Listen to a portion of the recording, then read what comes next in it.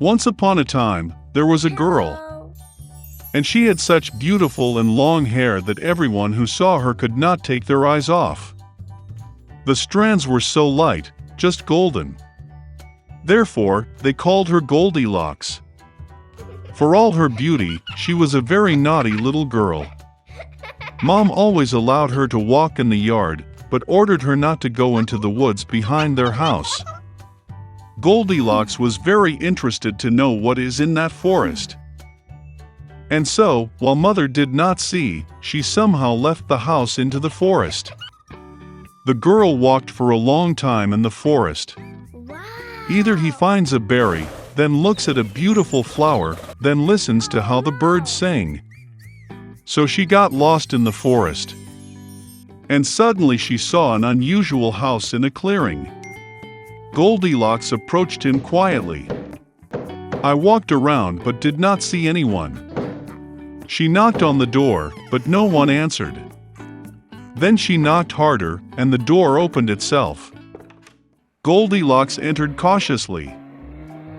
3 bears lived in that house. One bear was dad big and shaggy.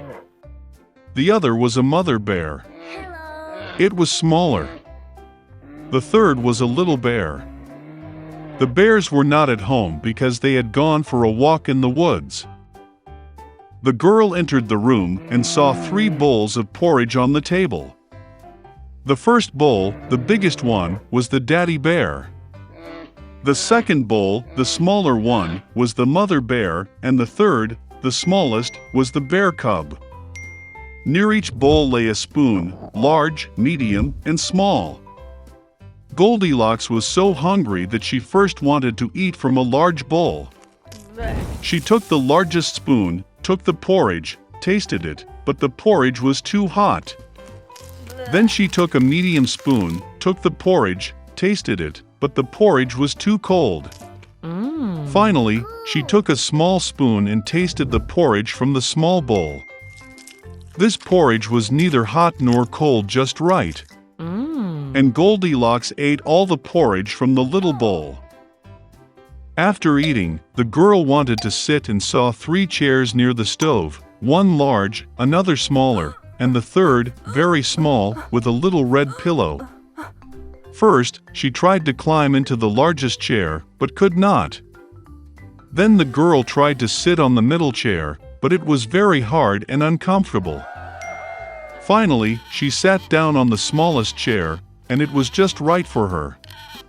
Goldilocks liked the chair so much that she began to swing on it. The chair cracked, broke, and she fell to the floor. The girl got up and went to another room. There were 3 beds, large, medium, and small. First, Goldilocks climbed onto the first bed, but it was too high and hard. I lay down on the middle one, it was too spacious and soft. The girl lay down on the third, smallest bed. She was just right for her. Goldilocks felt so comfortable and cozy that she quickly fell asleep. The girl was fast asleep when the bear family returned home. The bears got very hungry and immediately went to the table.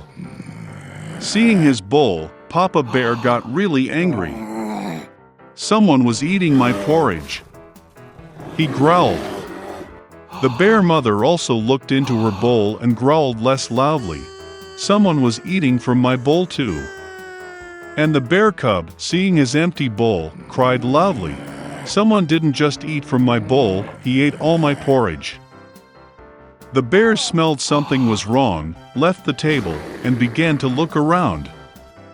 Daddy Bear noticed that someone moved his chair and growled in a terrible voice. Someone was sitting on my chair. The bear mother looked at her chair and complained. Someone was sitting on my chair and moved it from its place. And then, the bear looked at his broken chair and again cried loudly. Someone did not just sit on my chair, but broke it. All 3 bears went cautiously into the bedroom. Someone was lying on my bed and crumpled it. Papa Bear roared in a terrible voice. And someone was lying on my bed too and crumpled it, growled the mother bear. The teddy bear looked at his bed and cried again. Someone was lying on my bed. And then he saw the girl and squealed in a thin voice, and still sleeps in her. Dad and Mom bears came to the bed and saw that a little girl was sleeping there. Goldilocks woke up from the cry of a bear cub, and was very frightened. There were 3 bears in front of her. She instantly jumped out of the house and ran wherever her eyes looked, without looking back. The girl ran for a long time. She was very tired, and then she saw her mother, who was looking for her missing daughter in the forest. Since then, Goldilocks always listened to her mother and did nothing without her permission. She became a very obedient, kind, and good girl. Once upon a time, there lived a poor widow, and she had a son, Jack, and a cow, Belyanka. The cow gave milk every morning, and the mother and son sold it in the bazaar, and that was how they lived. But once Belyanka did not give milk, and they did not have food. Mom decided to sell the cow and open a shop with the proceeds.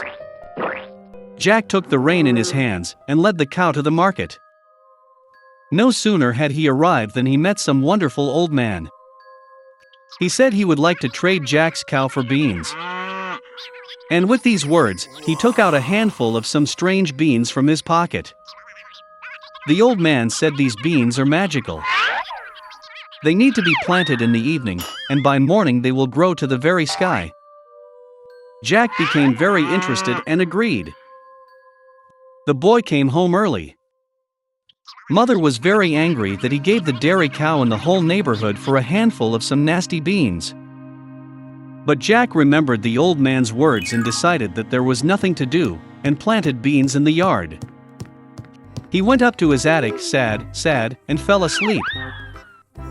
In the morning, Jack woke up and saw something like a large tree in the yard.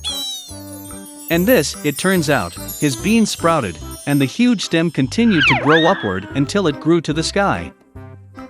Jack jumped onto the stem and climbed up like a ladder. He climbed and climbed and climbed and climbed until, at last, he reached the sky. There he saw a long and wide road that led him to a huge castle. Jack went to his gate and knocked.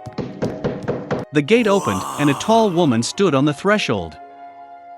Stuttering with fear, the boy asked for something for breakfast. The giantess let him in, but warned him not to catch the eye of her husband, because he is a cannibal. She took Jack to the kitchen. But before he had time to eat even half of his breakfast, suddenly the whole house shook from someone's steps. The boy was not taken aback and instantly jumped into the furnace. And at that very moment, the cannibal entered the room. Well, he was as big as a mountain. The cannibal took out 2 bags of gold from a huge chest and sat down to count the coins. He counted and counted, finally began to nod off and began to snore. Then Jack quietly climbed out of the oven, crept past the cannibal, grabbed 1 bag of gold, and rushed to the beanstalk. He threw the bag down, and he began to go down the stem lower and lower, until, finally, he found himself at his house. Jack told his mother everything that had happened to him, and handed her a bag of gold. They began to live on the money that was in the bag. But eventually the sack was empty and Jack decided to try his luck one more time at the top of the beanstalk. One fine morning, he got up early and climbed a beanstalk. The man-eater's wife stood at the threshold of the huge castle. She said that she would not let him in, because the last time her husband had lost a bag of gold. But all the same, she took pity on the poor boy, and let him into the castle. Suddenly the footsteps of a giant were heard, and Jack again hid in the furnace. The cannibal entered and told his wife to bring the hen that lays the golden eggs. The giantess brought it, and the ogre ordered the chicken to lay. And she laid the golden egg. The pleased giant began nodding and snoring. Then Jack climbed out of the oven, grabbed the golden chicken and rushed to the beanstalk. The boy returned home. He showed his mother a wonderful chicken, and they began to live selling golden eggs. But soon it seemed to Jack that this was not enough. and he again decided to try his luck at the top of the beanstalk. This time the boy climbed into the castle through the window. He jumped into a copper cauldron and hid. The cannibal and his wife entered the room. The giant smelled the boy, and they rushed to look for him in the oven. But he was not there. They searched every nook and cranny, but they didn't think to look into the copper cauldron. Desperate to search, the ogre ordered his wife to bring a golden harp and put it on the table. Under her beautiful sounds, the cannibal snored. Then Jack quietly climbed out of the cauldron, grabbed the golden harp and rushed to the door. But the harp played loudly and woke the cannibal. Jack ran at breakneck speed, leaping onto a beanstalk, and the giant in pursuit. Jack went down to his house and yelled at his mother to carry the axe.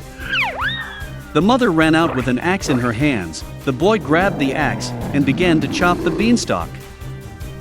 The ogre felt the stem swing violently and stopped. Then Jack struck again with an axe and cut the beanstalk. It swayed and collapsed, and the ogre fell to the ground and crashed. From that day on, Jack and his mother never knew poverty again. But the boy was very sorry that, because of their greed, they almost paid with their lives. He promised that he would never steal again and would work hard for the good of the family.